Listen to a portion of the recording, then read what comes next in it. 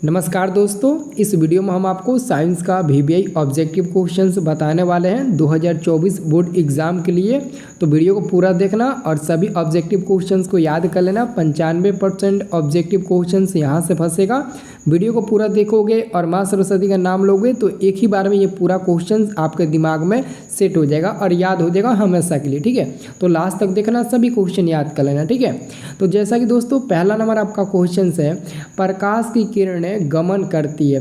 प्रकाश की किरणें गमन करती है तो याद रखना, प्रकाश की जो किरणें होती है वह हमेशा सीधी रेखा में गमन करती है। सीधी रेखा में, यानी कि प्रकाश की किरणें हमेशा गमन करेगी तो सीधी रेखा में गमन करेगी। आप लोग याद रखना। ठीक है, अगला क्वेश्चन देखिए। अगला क्वेश्चन आपका 2 नंबर है।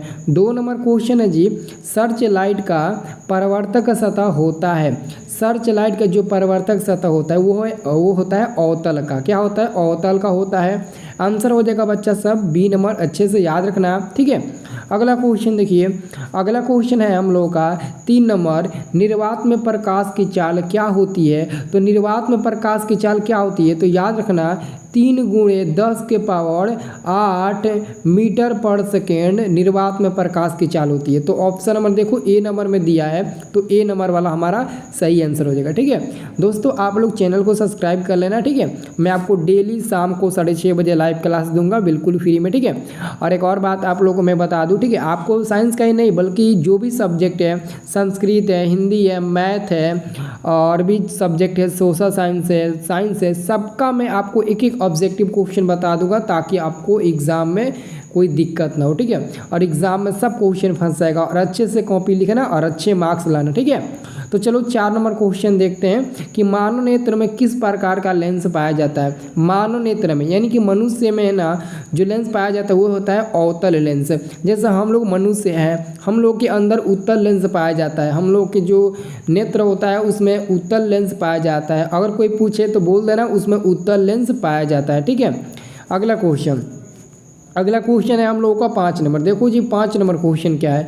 5 नंबर क्वेश्चन है, मानव नेत्र जिस भाग पर प्रतिबिंब बनाता है वह भाग कौन सा है। वह भाग आपका है दोस्तों ये डी नंबर वाला दृष्टि पटल, जिसको हम लोग रेटिना भी बोलते हैं। तो नाम याद रखना क्योंकि ऑप्शन थोड़ा इधर उधर हो गया, लेकिन कोई बात नहीं है, आप लोग डायरेक्ट आंसर याद रखना, जिसको हम लोग दृष्टि पटल कहते हैं या फिर रेटिना भी इसका नाम हम लोग देते हैं। ठीक है, तो कभी कभी एग्जाम में दृष्टि पर न देकर रेटिना भी दिया रहता है, तो थोड़ा अच्छे से देखना। ठीक है, अब देखो अगला क्वेश्चन आपका है 6 नंबर। 6 नंबर क्वेश्चन है, सामान्य नेत्र का दूरबिंदु है। देखो सामान्य नेत्र का दूरबिंदु अनंत होता है। क्या होता है जी? अनंत होता है। सामान्य यानी कि अगर आपका आँख स्वस्थ है और आपको आँख में कोई प्रॉब्लम नहीं है तो आप अनंत दूरिया को देख सकते हैं। तो आंसर होगा डी नंबर वाला। ठीक है, चलो अगला क्वेश्चन देखते हैं। अगला क्वेश्चन है 7 नंबर, ऊर्जा का एसआई मात्रक होता है। देखो जी ऊर्जा का एसआई मात्रक जूल होता है। ऊर्जा का एसआई मात्रक जूल होता है, तो आंसर हमारा होगा बी नंबर वाला, ऊर्जा का एसआई मात्रक जूल होता है। ठीक है, अगला क्वेश्चन देखो। अगला क्वेश्चन है हम लोगों का 8 नंबर। 8 नंबर क्वेश्चन है, निम्न में किसका अर्थ है जल, यानी कि जल बताना है किसका अर्थ होता है। तो सबसे पहले आपको पता होना चाहिए कि जल का रासायनिक सूत्र क्या होता है, H2O होता है। तो H से शुरू हुआ है तो हाइड्रो, देखो हाइड्रो का मतलब हुआ H, यानी कि H से शुरू हुआ है तो H2O यानी कि हाइड्रो का मतलब हो गया जल। तो हमारा आंसर हो जाएगा डी नंबर वाला। ठीक है, सब लोग एक बार ऊपर वाले के नाम लेना, ये पूरा क्वेश्चन आपके दिमाग में सेट हो जाएगा। ठीक है, और सब लोग लाइक करना वीडियो को। ठीक है, लाइक करना तभी तो याद होगा आपको ये पूरा क्वेश्चन। अब देखो अगला क्वेश्चन 9 नंबर क्वेश्चन है, विद्युत धारा का एसआई मात्रक है। विद्युत धारा यानी कि इलेक्ट्रिक करंट, इंग्लिश में बोलते हैं इलेक्ट्रिक करंट। तो विद्युत धारा का एसआई मात्रक क्या होता है जी? एम्पियर होता है। एम्पियर देखो डी नंबर में दिया गया है। एम्पियर को हम लोग ए से सूचित करते हैं और एम्पियर आई होता है। ठीक है, याद रखना। ठीक है सब लोग। अगला क्वेश्चन देखो। अगला क्वेश्चन है आपका 10 नंबर, 1 वोल्ट कहलाता है। 1 वोल्ट बराबर क्या होता है? 1 वोल्ट बराबर जी याद रखना 1 जूल पर कूलम्ब होता है। 1 जूल बटे 1 कूलम्ब होता है। तो देखो कहाँ पर दिया है, ऑप्शन नंबर देखो बी नंबर में दिया है कि नहीं। ऑप्शन नंबर बी को देखो 1 जूल पर कूलम्ब दिया ना, तो यही वाला आपका आंसर होगा, बी नंबर वाला आंसर होगा। ठीक है, चलो अगला क्वेश्चन देखो, अगला क्वेश्चन आप लोग का है 11 नंबर। घरों में विद्युत से दुर्घटना किसके कारण होती है? आप लोग देखते होंगे कि कभी कभार आपके घर में बिजली यानी कि लाइट के कारण आपके घर में आग लग जाती है, कहीं दुर्घटना हो जाती है। हो सकता है कि किसी को करंट भी लग जाता है आपके घर में, और भगवान ना करे ऐसा हो, मतलब कि किसी के साथ एग्जाम्पल मैं आपको दे रहा हूँ, ठीक है। तो जो दुर्घटना आपके घरों में होती है वो सर्किट के कारण होती है। आप लोग बोलते हो ना कि लगता है उस घर का तार शॉर्ट मतलब कि हो गया है, जिसके चलते मतलब कि वो बल्ब नहीं जल रहा है, ऐसे बोलते हो ना कि लगता है तार शॉर्ट हो गया है, तार गल गया है। तो वो सब किसके कारण होता है? तो सर्किट के कारण होता है, ठीक है। अब देखो आगे क्वेश्चन, अगला क्वेश्चन है आपका 12 नंबर। 12 नंबर क्वेश्चन है, फ्लेमिंग के वाम हस्त नियम में अंगूठा किसकी दिशा को संकेत करेगा? किसकी दिशा को संकेत करता है? तो बल की दिशा को संकेत करेगा। बल यानी कि फोर्स की दिशा को दिखाएगा, फोर्स, ठीक है। फोर्स मतलब इंग्लिश में इसको फोर्स कहते हैं और हिंदी में बल कहते हैं। अंगूठा यानी कि दबाना, यानी कि उस पर बल देना, तो समझ सकते हैं अंगूठा के इशारे से ही इसका आंसर होगा बल, ठीक है। अगला क्वेश्चन देखो, अगला आपका क्वेश्चन है ग्लोबल वार्मिंग के लिए उत्तरदायी गैस है। देखो जी, ग्लोबल वार्मिंग के लिए उत्तरदायी गैस CO2 होता है, जिसका हम लोग नाम देते हैं कार्बन डाइऑक्साइड। जो ऑप्शन नंबर आपको C नंबर में मिल जाएगा, ये वाला आंसर बिल्कुल सही है। अगला क्वेश्चन देखो, अगला क्वेश्चन है आपका 14 नंबर। साग सब्जियों का विघटित होकर कंपोस्ट बनना किस प्रकार की अभिक्रिया है? साग सब्जियों का विघटित होकर कंपोस्ट बनना किस प्रकार का अभिक्रिया का उदाहरण है? तो आप लोग अभिक्रिया का नाम याद रखना, ऊष्माक्षेपी। क्या नाम होगा? ऊष्माक्षेपी। देखो गौर से, ऊष्माक्षेपी अभिक्रिया का नाम याद रखना, यही ऊष्माक्षेपी है जो साग सब्जियों का विघटित होकर कंपोस्ट बनाता है, ठीक है, याद रखना। अब देखो अगला क्वेश्चन, अगला क्वेश्चन आपका है 15 नंबर। 15 नंबर क्वेश्चन है अपचयन वह प्रक्रिया है जिसमें, तो याद रखना अपचयन वह प्रक्रिया जिसमें ऑक्सीजन का योग भी होता है, हाइड्रोजन का वियोग भी होता है और इलेक्ट्रॉन का त्याग भी होता है, यानी कि ABC तीनों होगा। तो आंसर हम टिक लगाएंगे, डी नंबर पर सभी होगा, ठीक है। चलो अगला क्वेश्चन, अगला देखो, अगला क्वेश्चन का आंसर बहुत लोग गलती देते हैं कि निम्नलिखित में कौन ऑक्सीकारक है। ज़्यादातर लड़के H2S पर टिक लगा देते हैं, जबकि ये गलत है। ऑक्सीकारक कहेगा तो केवल H2 होगा, जैसे O2 भी हो सकता है, तो O2 नहीं दिया, H2 दिया तो H2 पर टिक लगाना। बहुत लोग H2S भी टिक लगाते हैं, बट आप लोग गलत काट देना। अगर वह टिक लगाएंगे तो गलती हो जाएगा, 1 नंबर खो देंगे, ठीक है। जो मैं बता रहा हूँ वही याद रखना। अगला क्वेश्चन आपका 17 नंबर। किसी अम्लीय विलयन का pH मान होता है? किसी अम्लीय विलयन का pH मान क्या होता है? 7 से कम होता है। कितना होता है जी? 7 से कम होता है। अम्लीय विलयन का मान कभी भी 7 से कम, 7 से कम मतलब 6 हो सकता है, 5 भी हो सकता है, 4 भी, 3 भी, ये सब आपका अम्लीय विलयन का pH मान हो सकता है, यानी कि वो क्या होता है? 7 से कम होता है, ठीक है। चलो अगला क्वेश्चन है सोडियम कार्बोनेट का अणु सूत्र। याद रखना, सोडियम को Na बोलते हैं, Na2, और कार्बोनेट को CO3 बोलते हैं। तो सोडियम कार्बोनेट का यही अणु सूत्र है। देखो ऑप्शन नंबर A नंबर में दिया है, ऑप्शन नंबर A में दिया है, सोडियम कार्बोनेट का यही अणु सूत्र है। नेक्स्ट क्वेश्चन हम लोग का है 19 नंबर।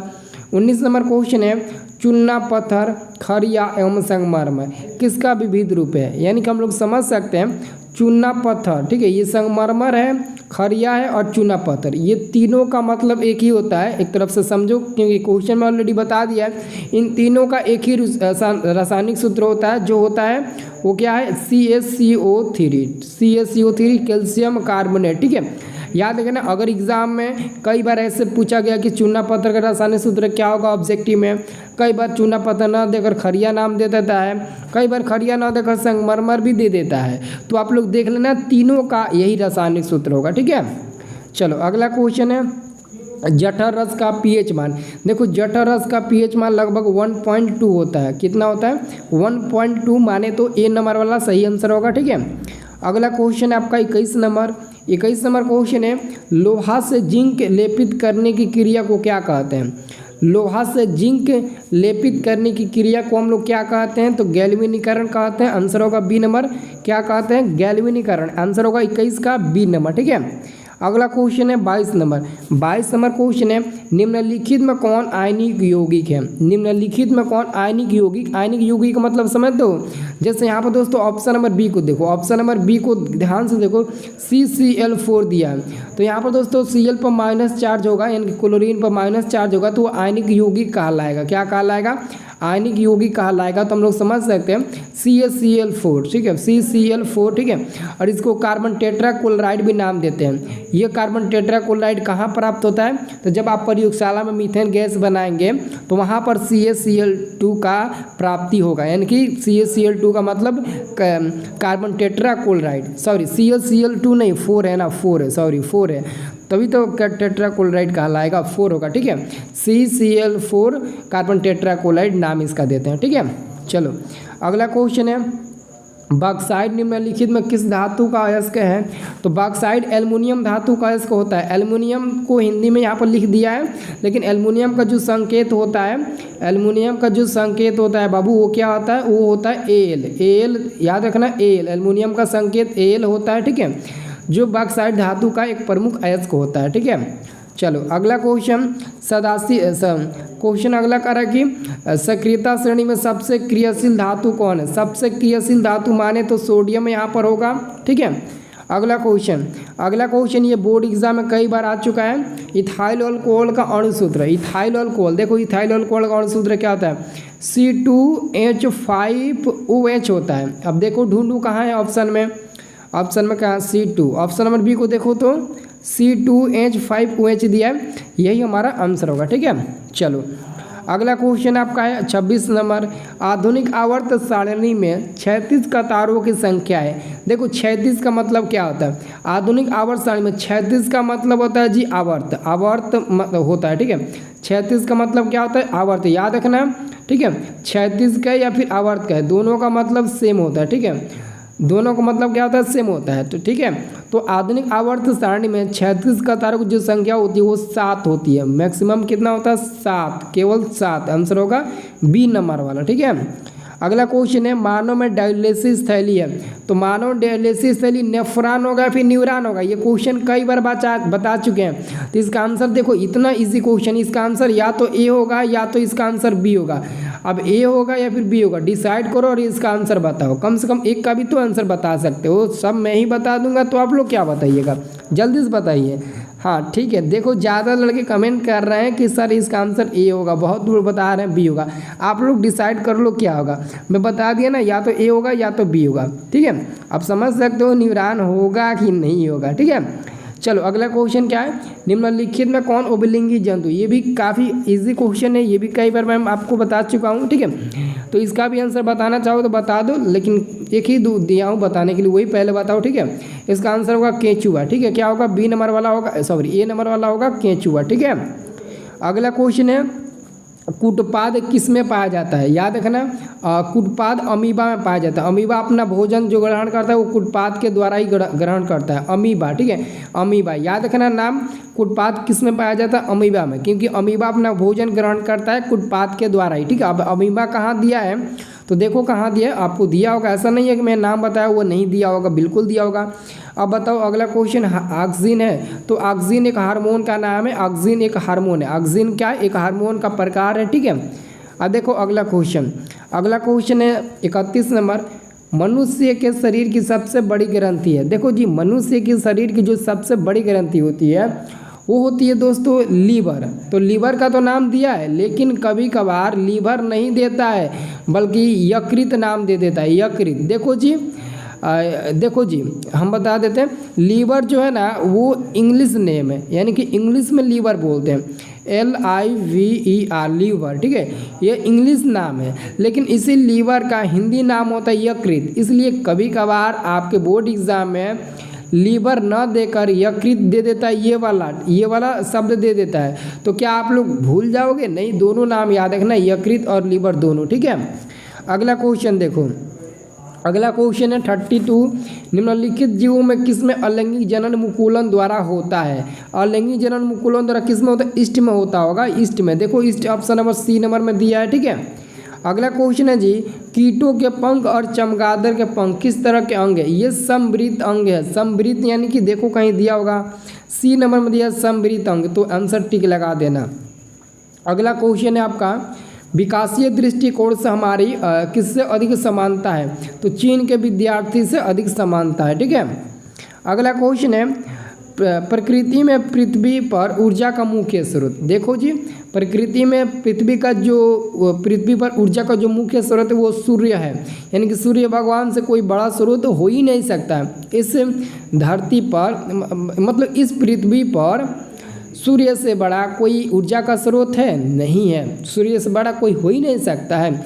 उसका इतना तापमान है कि कोई सहन कर पाएगा उनका तापमान, उनके जैसा तापमान किसी के पास है? नहीं है।